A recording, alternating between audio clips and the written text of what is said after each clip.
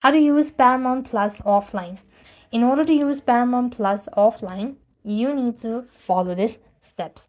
Now, here's the thing, you cannot use Paramount Plus offline, but you need to get a premium version of it and download the shows or content that's available on Paramount Plus and use and make it offline. So to watch Paramount Plus offline, you must download content while connected to internet. This feature is exclusive to specific subscribers, subscription plan and mobile device. So this is currently the only tier in US that support offline downloads. So this ad supports a plan that does not include the download feature in US, though it may be available in other regions like Canada and Australia as well. You want to make sure to use a compatible device, and if you want to download content, just open the Paramount Plus app on your mobile device, navigate to movie or TV show you want to save. Not all titles are available for downloads due to licensing.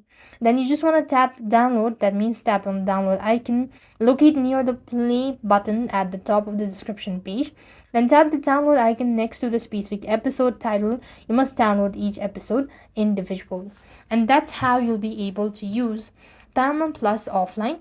I hope the video was helpful. Make sure to like, share and subscribe. Thank you for watching. See you in the next video.